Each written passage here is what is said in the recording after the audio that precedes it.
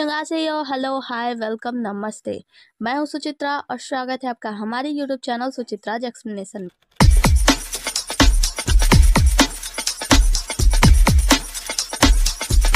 आज हम एक्सप्लेन करने वाले हैं द किंग्स वुमन का एपिसोड नंबर 13।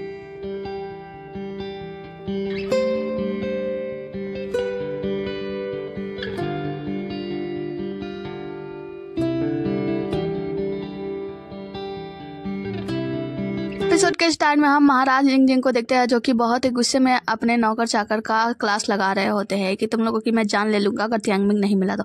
तुम लोगों से एक छोटा सा बच्चा नहीं संभाला गया। यहाँ पे महारानी जो ली होती है वो कहती है कि महाराज देखिए, आप ठंड रखिए, हमें इन लोगों को परेशान ना करके, मतलब इन लोगों को सजा देने से पहले तियांगमिंग को ढूंढना होगा। लिंगजिंग कहता है कि हाँ महाराज, जो महारानी बिल्कुल सही कह रही हैं, हमें तियांगमिंग को ढूंढना होगा, उसको ढूंढना बहुत ही ज़्यादा आवश्यक है, बहुत अति आवश्यक है। महाराज कहते हैं कि ठीक है, एक काम कर लिंगजिंग, जाके जितने भी यहाँ पे एंट्रेंस है ना, सभी एंट्रेंस के दरवाजों को बंद कर दिया जाए। जब तक कि तियांगमिंग मिल नहीं जाता तब तक यहाँ से किसी को भी बाहर जाने का आदेश नहीं है। कोई भी बाहर नहीं जाएगा और बाहर वाला कोई भी अंदर नहीं आएगा।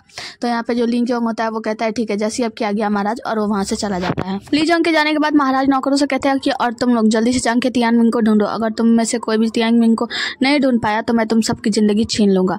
उसके बाद से वहाँ पे सभी नौकर चाकर चले जाते हैं। तो महारानी भी वहाँ से जाने लगती है। महाराज कहते हैं कि तुम कहाँ जा रही हो, तुम यहीं रहो, इंतजार करो, तियांगमिंग मिल जाएगा। वो कहते हैं कि मेरा बच्चा खोया है, मैं कैसे यहाँ पे शांति से बैठ सकती हूँ, मुझे भी अपने बच्चे को ढूंढने जाना होगा। तो महाराज कहते हैं कि ठीक है जाओ। वह झाओगाओ को बोलता है कि वो तुम्हें फॉलो करे और तुम महल के पास में ही रहना, ज़्यादा दूर मत जाना वरना तुम्हें भी परेशानी हो सकती है। उसके बाद से वो चले जाते हैं। महाराज वहाँ पे खड़े रहते हैं। दूसरे सीन में मैडम चू को देखते हैं, जिनको पता चलता है कि महारानी का बच्चा, मतलब मैडम ली का बच्चा खो गया, तो बहुत ज़्यादा खुशी मनाने लगती हैं। उनकी नौकरानी बताती है कि आपको पता है बच्चा खो गया और महाराज ने सबको जान से मारने के आदेश दिया, लेकिन मैडम ली ने उन सभी को बचा लिया, मतलब बचाने की गुहार की। उसके बाद अपने बच्चे को कोने कोने में ढूंढती फिर रही हैं। मैडम चू कहते हैं कि कितनी बेशरम महिला है ना, मतलब अपना बच्चा खोया है और वो सबकी जान बचाए फिर रही है। तो यहाँ पे जो उनकी नौकरानी होती है वो कहती है बचाएंगी ना महारानी, क्योंकि अगर उनका बच्चा नहीं मिला तो महाराज की प्रिय रानी तो वो रहेंगी नहीं, और उसके बाद से महाराज इन पे ध्यान नहीं देंगे तो हरम के जो नौकर चाकर है वो तो उनका थोड़ा बहुत ख्याल किया करेंगे। यही सब सोच के वो ऐसा कर रही होंगी। तो वो कहती हैं कि हाँ तुम सही कह रहे हो। यहाँ पे जो नौकरानी होती है वो कहती है कि वैसे झाओगाओ के साथ आपने जो कॉन्ट्रैक्ट किया था उसके हिसाब से झाओगाओ ने अच्छा काम किया ना, ब्रिलियंट वर्क किया उन्होंने। यहाँ पे मैडम चू कहती है कि देखो, झाओगाओ और मेरे बीच में जो भी कॉन्ट्रैक्ट हुआ है किसी को पता नहीं है, तो किसी के सामने इसके बारे में मेंशन मत करना वरना तुम्हारे लिए अच्छा नहीं होगा। नौकरानी कहती है जी महारानी, मुझे माफ कर दीजिए, गलती से मुंह से निकल गया। तभी वहाँ पे एक नौकरानी आती है। नौकरानी बताती है कि महारानी, डॉक्टर हुआयान ने आपके लिए ये दवाई भेजी है, ये प्रेगनेंसी के लिए बहुत ही ज्यादा अच्छी है, तो आपको इसे पी लेना चाहिए। ये कल ही आया था। तो वो कहते हैं कि वैसे मैंने तो नहीं कहा था बनाने के लिए, लेकिन तुमने अगर प्रिपेयर करा दिया है तो लाओ मैं टेस्ट करती हूँ। उसके बाद उनकी नौकरानी ने टेस्ट कराती है, जिससे उन्हें खट्टा लगता है। तो वो कहते हैं कि ये तो बहुत ही ज्यादा खट्टा है। तो नौकरानी कहती है कि महारानी, ये कितना खट्टा है इससे फर्क नहीं पड़ता, लेकिन आपको पीना चाहिए, क्योंकि इसको पीने के बाद आप जल्दी प्रेगनेंसी धारण कर सकती हैं और ये आपके लिए अच्छा होगा, चाहे कितना भी खट्टा क्यों ना हो।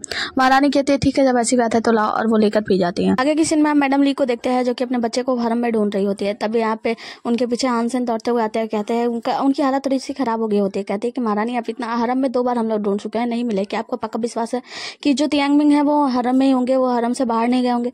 यहाँ पे जो नौकरानी होती है मिस क्विंग, वो कहती है कि तुम कितने निर्दयी हो ना, तुम्हारा कोई बच्चा नहीं है ना, इसीलिए तुम महारानी के दर्द को नहीं समझ सकते। तो वो कहते हैं कि अच्छा, तुम तो ऐसा कह रही हो जैसे तुम्हारा बच्चा है और तुम महारानी के दर्द को अच्छी तरीके से समझ सकती हो। महारानी कहती है कि तुम लोग आर्गुमेंट करना बंद करो, और हाँ झाओगाओ, अगर आपके पैर में दर्द हो रहा है तो आप यहाँ से जा सकते हैं, आप जाके आराम कीजिए, मैं महाराज को नहीं बताऊंगी। तो वो कहते हैं कि ऐसे कैसे महारानी, महाराज ने आदेश दिया है कि मैं आपके पीछे पीछे, मतलब आपके साथ में चलूँ, तो मेरा ये मतलब नहीं है कि मैं यहाँ से चला जाऊंगा और वगैरह वगैरह। महारानी कहती है कोई बात नहीं, तुम चिंता मत करो। उसके बाद से कहती है कि तुम ऐसे भी मेरे साथ चल रहे हो तो मेरे लिए मुश्किलें ही खड़ी कर रहे हो, मेरे साथ तो चल नहीं रहे हो। उसके बाद से वो कहती है कि ठीक है चलो, हम लोग बच्चे को आगे वाली खोली में ढूंढते हैं, और महारानी वहां से चली जाती है। झाओगाओ कहते हैं कि ढूंढते रह जाओगी, तुम्हें तुम्हारा बच्चा कहीं नहीं मिलेगा। आगे हम हानसेन को देखते हैं, जो बैठ के अपनी दवाई में पट्टी कर रहे होते हैं। तभी वहाँ पे कुछ सैनिक आ जाते हैं और वो पट्टी छिपा देते हैं। उसके बाद से शराब पीने लगते हैं। वो आते हैं और कहते हैं कि आप यहाँ पे क्या कर रहे हैं? वो कहते हैं बस थोड़ा सा आराम कर रहा हूँ। वो कहते हैं कि अगर आपके पास थोड़ा आराम करने का टाइम भी है, आपको पता है हम लोग कल रात से वो उसे ढूंढ रहे हैं और वो मिल नहीं रहा। अभी हांग सेन को पता नहीं चलता कि ये क्या किस चीज़ को ढूंढने की बात कर रहे हैं। ये लोग बातें कर रहे होते हैं, तभी यहाँ पे लीजोंग आ जाते हैं और कोई कहता है कि लीजोंग आ चुके हैं और सभी लोग जाके लाइन से खड़े हो जाते हैं।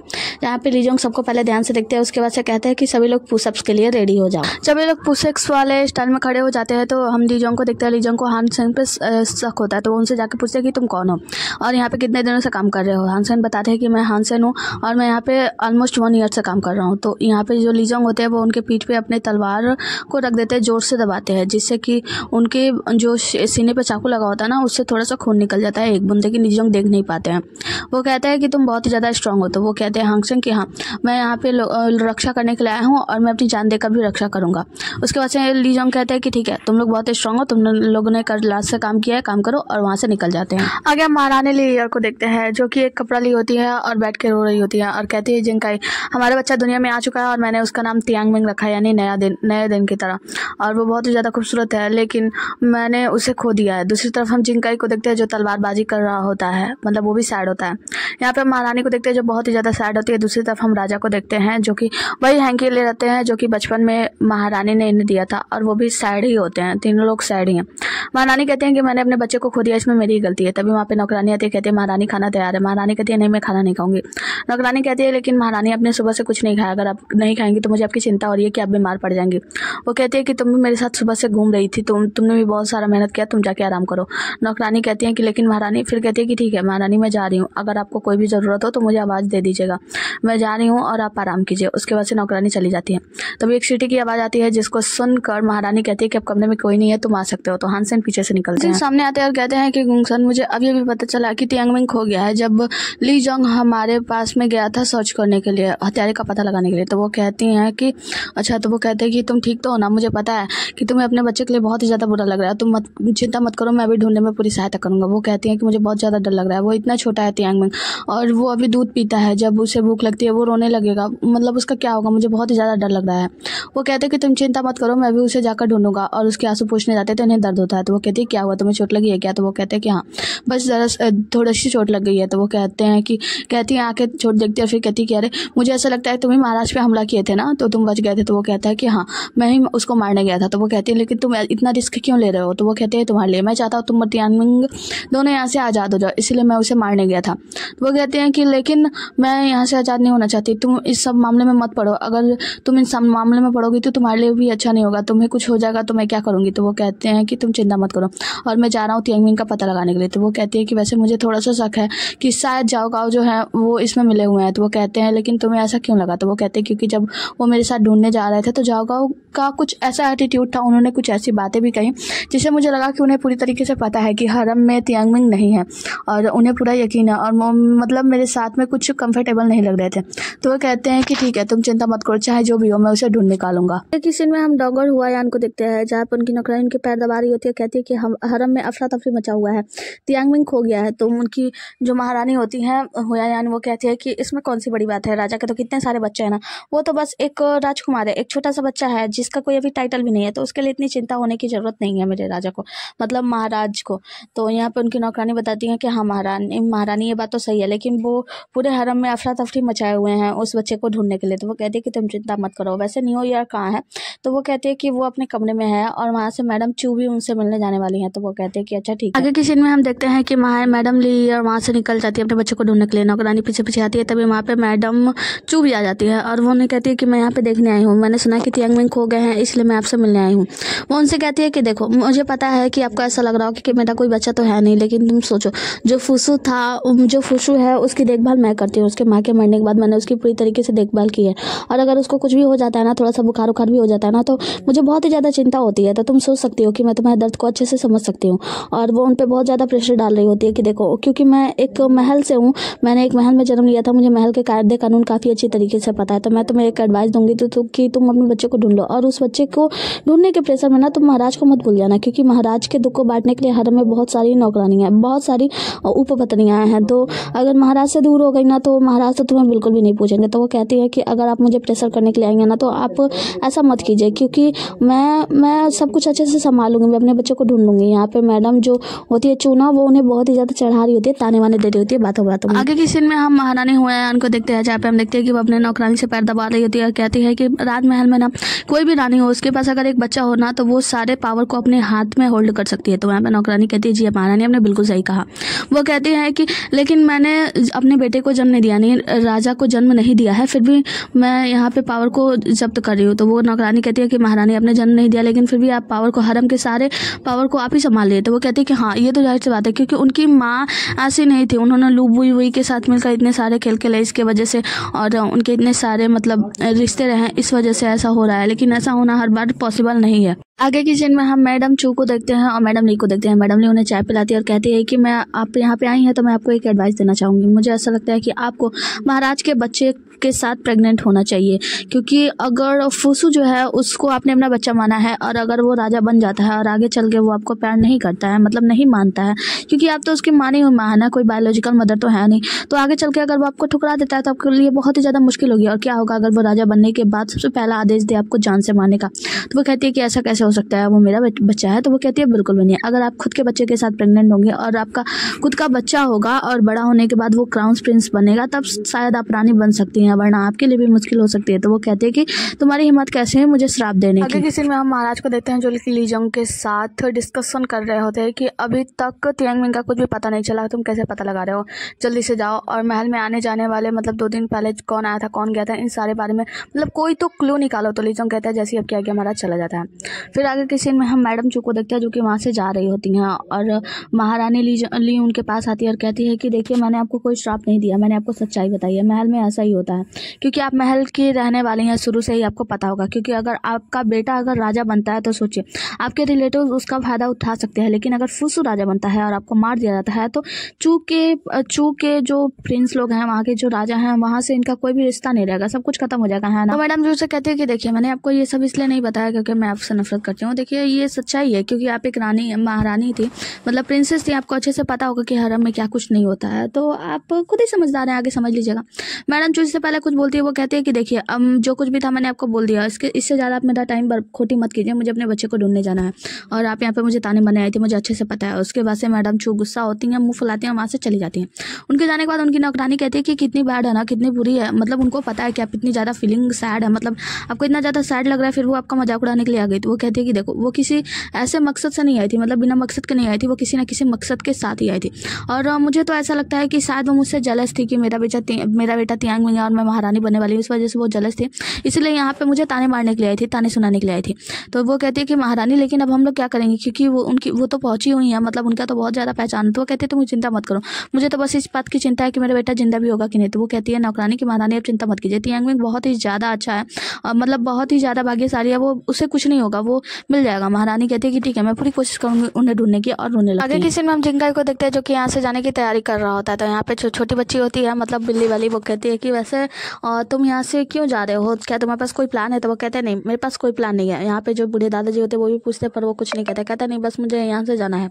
तो वो कहती है कि लेकिन तुमने एक बार कहा था कि गुंगसंग यू ने तुमसे कुछ तलवार और कुछ उसके गाइड्स थे जिसकी रक्षा करने के लिए कहा था। तो वो कहते हैं कि हाँ मुझसे उन्होंने कहा था कि मैं लेयर की रक्षा करूँ, लेकिन अब तो वो रही नहीं, तो मैं किसकी रक्षा के लिए ये सब करूँ, तो मैं अब कुछ भी नहीं करना चाहता, मैं यहाँ से जाना चाहता हूँ। वो बिल्ली वाली जो लड़की होती है कि कहती है कि ठीक है तो तुम थोड़ा समय और रुक जाओ, मेरे पिता को आने दो, फिर मैं उनसे पूछ लूंगी और मैं तुम्हारे साथ निकल चलूंगी। तो वो कहते हैं नहीं मुझे इसकी कोई भी जरूरत नहीं है, मतलब इसकी कोई भी जरूरत नहीं है तुम्हें मेरे साथ आने की, और मैं यहाँ से जाना चाहता हूँ। और प्रणाम करते हैं, बाय बोलते हैं, वहाँ से चले जाते हैं। आगे की सीन में हम महारानी लियार को देखते हैं जो कि महाराज से मिलने आती हैं और महाराज से कहते हैं मुझे आपसे कुछ बात करनी है अकेले में।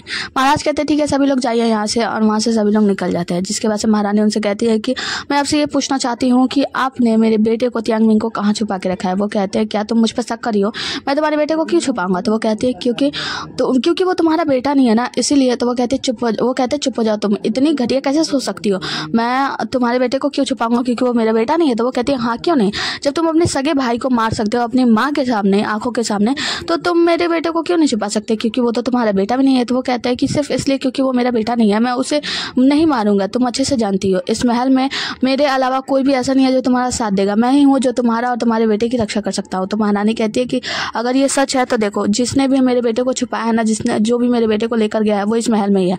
तो वो कहता है कि हाँ मुझे पता है, क्योंकि हरम में जो औरतें होती हैं, जो रानियाँ होती हैं, वो सभी एक दूसरे के साथ लड़ाई करती हैं पावर के लिए, और ये सब पावर के लिए ही हो रहा है। तो वो कहती है कि अगर किसी को मेरे से परेशानी थी तो वो मुझसे आकर कहता ना, उसे मेरे मेरे बेटे को उठाने की क्या जरूरत थी, मेरा बेटा किस हालत में होगा मुझे तो कुछ भी समझ नहीं आ रहा है। महाराज कहते तुम चिंता मत करो, तुम अच्छे से जानती हो मैं तुम्हारी रक्षा करूंगा और तुम्हारे बेटे को भी ढूंढ के लाऊंगा। आगे की सीन में हम हानसेन को देखते हैं जो कि जाता है एक जगह शराब पीने के लिए। वहाँ पे बैठा है तो कुछ जो सैनिक होते हैं वो आपस में बातें कर रहे होते हैं, जहाँ पे वो लोग कहते हैं कि नान पैलेस की तरफ तो कभी मत जाना, वो कोल्ड पैलेस बना हुआ है, तुम्हें पता है वहाँ पे से तो अब डरावनी आवाजें भी आना शुरू हो गई। तो वो कहता है क्या सच में? उसका साथी कहता है क्या सच में कह रहे हो? तो वो कहता है कि हाँ सच में कह रहा हूँ, तुम्हें पता है 2-3 दिनों से तो मुझे वहाँ पे किसी बच्चे की रोने की आवाज़ आ रही है, और जब मैं वहाँ पे पास में जाता हूँ तो वहाँ पे कोई भी बच्चा नहीं होता, लेकिन वहाँ गार्डन के आसपास में बच्चे की रोने की आवाज़ आती है, मैं तो बहुत ही ज़्यादा डर जाता हूँ।